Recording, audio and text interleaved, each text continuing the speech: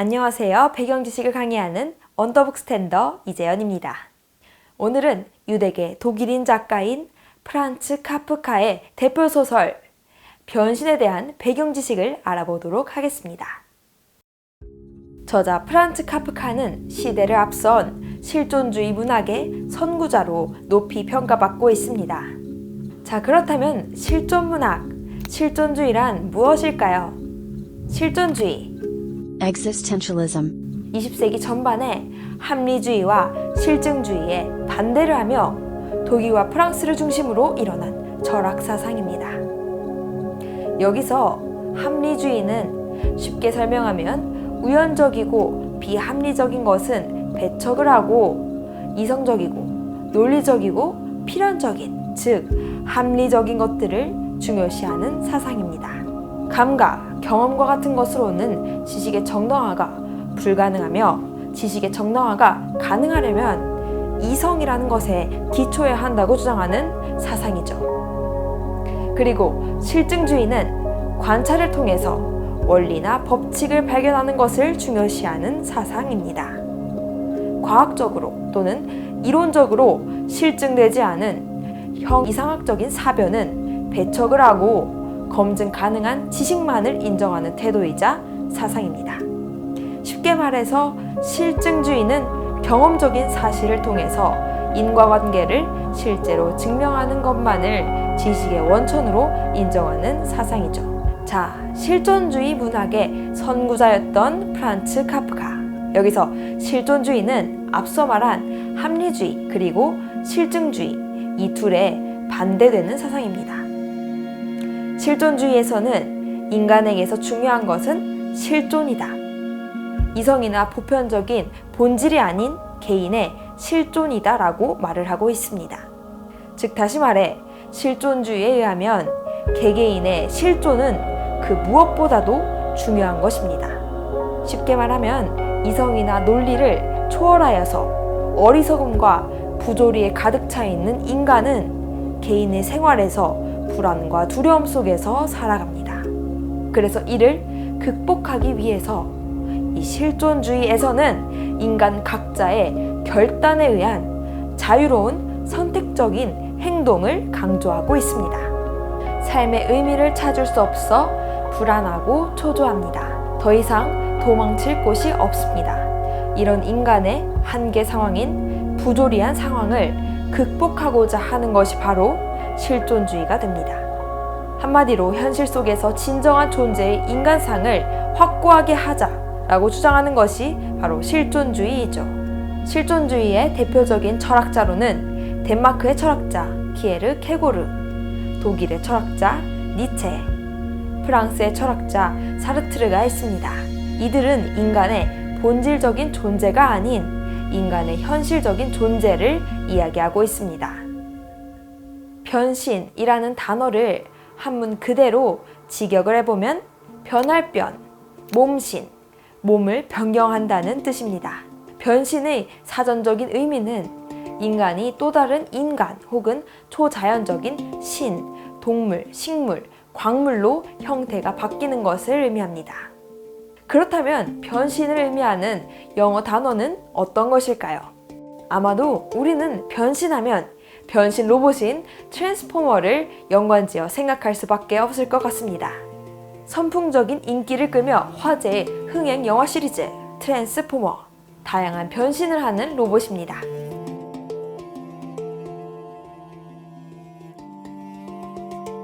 주인공 그레고르 잠자가 등장합니다. 어느 날 그는 잠에서 깨어나 눈을 뜹니다. 그리고 자신의 몸이 이상하게 변해 있는 것을 발견합니다. 무수한 다리를 지닌 한 마리의 커다란 징그러운 벌레로 바뀌어 있었던 것이었죠. 한 마리의 거대한 벌레로 변신한 한 주인공의 이야기. 소설 변신의 원제목은 Metamorphosis. 이 단어는 탈바꿈 또는 변형을 의미하는 영단어입니다. 그리고 독일어 원제목은 Die Verwandlung. 자, 그렇다면 저자 프란츠 카프카는 과연 어떤 변신 이야기를 써내려갔을까요? 저자 프란츠 카프카는 독일어를 사용하는 유대인 사회 속에서 성장하였습니다. 그리고 그는 당시 프라하 상층부를 장악하고 있던 독일인들로부터 유대인이라는 이유로 배척되었습니다. 그런데 한편 그는 같은 유대인들로부터는 시온주의에 반대를 한다는 이유로 배척되었죠. 이렇게 저자 프란츠 카프카는 유대인으로서 사회적으로 불행한 삶을 살았습니다. 눈 위에 또 서리가 내리듯 설상가상으로 그는 가족들과의 관계에서도 그 누구보다도 외롭게 지냈습니다. 그래서 우리는 추측을 한번 해볼 수 있습니다. 아마도 그가 유대인으로서 소외받은 그 심정, 그리고 가족들과의 관계에서 외톨이로 지냈던 감정이 바로 이 소설 변신을 쓰게 된 계기가 된 것이 아닐까라고 말이죠. 유대인이었던 프란츠 카프카, 우리 유대인에 대해서 한번 알아봅시다. 시간을 거슬러서 올라갑니다. 유대인인 이스라엘 민족은 그들 스스로 그들은 신의 선택을 받은 민족이라고 생각을 하였습니다. 그리고 하나님이 언젠간 메시아, 즉 구세주를 그들에게 보내주어 구원을 해줄 것을 믿었습니다. 이러한 유대인들의 선민의식 사상과 유일신 사상, 그리고 메시아 강림과 같은 이 교리들은 주변 민족들과의 충돌로 이어지기도 하였습니다. 그리고 히틀러가 유대인을 학살한 수많은 이유 중 하나가 되기도 하였죠. 참고로 독일의 히틀러는 유대인을 증오하고 공산주의를 혐오했으며 민주주의는 질색한 인물입니다.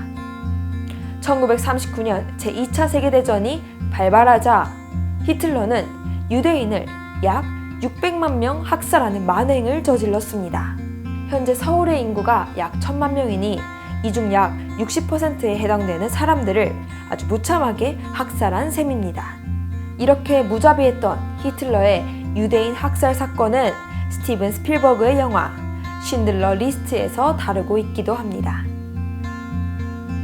저자 프란츠 카프카는 현재 체코의 수도인 프라하에서 유대인 부모의 장남으로 태어났습니다. 그의 아버지는 자수성가한 상인이었으나 독선적인 아버지였죠. 그래서 프란츠 카프카는 어릴 적부터 아버지와의 관계가 좋지 못했다고 합니다. 어린 카프카의 눈에 비춰진 아버지는 지독한 일벌레, 가족은 안중에도 없고 사업의 성공에만 몰두를 하는 사람이었다고 합니다. 그리고 그의 어머니도 아버지의 사업을 도와야 했기 때문에 어릴 적 그는 줄곧 남의 손에 의해 자라났다고 합니다. 프란츠 카프카에게는 5명의 동생이 있었습니다. 하지만 그 중에서 2 동생은 어린 나이에 세상을 떠나게 되었습니다. 나머지 3명의 동생은 제1차 세계대전의 광기에 희생을 당하고 말았습니다. 아버지와의 불화, 그리고 동생들의 잇따른 죽음으로 어린 프란츠 카프카는 불안정한 유년기를 보낼 수밖에 없었습니다. 그는 주로 문학에 흥미를 느꼈다고 합니다. 그러나 아버지의 뜻에 따라 1901년 대학에서 그는 법학을 전공하였고 졸업 후에는 보험회사에서 법률 고문으로 일을 합니다. 그러나 그의 삶의 유일한 의미와 목표는 문학 창작에 있었다고 합니다. 그래서 그는 평생을 낮에는 보험회사 법률 고문으로서 일을 하고 퇴근을 한 이후에는 밤늦도록 저작 활동을 이어갑니다. 병약하고 내향적이었던 카프카는 출세, 결혼 등 중압감에 쫓기며 글을 쓰다가 1917년에 폐결핵에 걸리고 맙니다. 안타깝게도 1924년 오스트리아 빈 근교의 한 결핵 요양소에서 그는 41세의 나이로 눈을 감고 세상을 떠나게 됩니다. 프란츠 카프카는 생전에 널리 알려지지 않은 작가였습니다. 그리고 그는 자신의 모든 글을 불태워줄 것을 유언으로 남겼다고 합니다. 그러나 그의 작품성이 뛰어나 이를 안타까워했던 그의 한 친구가 그의 일기, 편지, 작품 등을 모두 모아서 유작으로 출판을 하게 됩니다. 그리하여 현대문학사에 프란츠 카프카라는 이름을 남기게 된 것입니다. 특히 제2차 세계대전 이후 실존주의 문학의 유행과 함께 그 선구자로서 프란츠 카프카는 유명 작가덤에 오르게 됩니다. 일반적으로 셀러리, 즉 급료, 봉급을 받는 사무직 회사원은 셀러리맨이라고 합니다. 고정된 보수를 받는 근로자를 가리키죠. 그리고 물건, 보험 등을 고객에게 직접 판매하는 영업직 사원은 세일즈맨이라고 합니다. 프란츠 카프카의 소설 변신의 주인공 그레고르 잠자는 바로 세일즈맨입니다.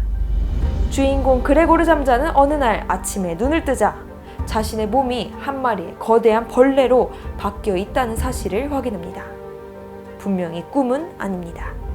그레고르 잠자의 아버지는 아들의 이상스러운 모습을 보고 그를 방 안으로 밀어버리고 문을 닫아버립니다. 사실 그의 가족들은 그가 세일즈맨으로서 벌어들이는 수입에만 의존을 하며 지내고 있었습니다. 그의 아버지가 사업으로 실패를 하고 일자리 없이 지내고 있었기 때문이죠. 그레고르 잠자, 그는 거대한 벌레가 되어버렸기 때문에 출근을 하지 못하고 있습니다. 그러자 그의 회사 지배인이 그의 집으로 찾아옵니다. 그레고르 잠자는 해고를 당할까봐 입에 열쇠를 불고 필사적으로 방바닥에 몸을 던집니다. 그리고 문 쪽으로 기어가서 간신히 문을 열고 나갑니다. 하지만 회사 지배인은 그의 모습에 섬뜩해합니다. 가족마저도 흉측한 모습으로 변신해버린 그레고르 잠자를 차갑게 대할 뿐입니다. 가족을 끔찍하게 사랑했던 그레고르 잠자였습니다. 하지만 이제는 가족들로부터 미움을 받고 아버지가 던진 사과에 맞아 상처가 나기도 합니다. 그리고 방 안에 갇혀 있는 신세입니다. 가끔 누이 동생이 해주는 식사로 겨우 살아가고 있을 뿐입니다. 그리고 그는 천장에 매달리는 것으로 겨우 자신을 위로하며 지내고 있습니다. 어느 이른 아침 종탑에서 울리는 종소리가 들려옵니다. 이 종소리를 들으며 그레고르 잠자는 조용히 어둠 속에서 죽음을 맞이합니다. 이제 가족들은 안도의 한숨을 쉬며 고통에서 해방이 되었다는 이야기를 나눕니다. 그리고 아무 일 없었던 듯 화사한 봄볕을 맞으며 소풍을 갑니다. 소설 속 주인공 그레고르 잠자, 그는 끊임없는 불안과 고통 속에서 살아갑니다. 그리고 이 모습은 마치 현대인의 모습을 그려내고 있는 것 같습니다. 인간 소외, 인간성 상실 등 부조리한 현실로부터의 탈출을 이야기하고 있는 소설. 인간의 존재를 다루고 있는 실존주의 문학의 대표적인 소설, 프란츠 카프카의 소설 변신이었습니다. 배경 지식을 쌓을 수 있는 좋은 방법 중 하나로 우리는 독서를 꼽고 있습니다. 하지만 이 독서에도 분명히 준비 운동이 필요합니다. 언더북에서는 배경 지식을 통한 여러분의 즐거운 지식 쌓기를 응원하고 있습니다. 15분 배경 지식 동영상 강의 언더북이었습니다.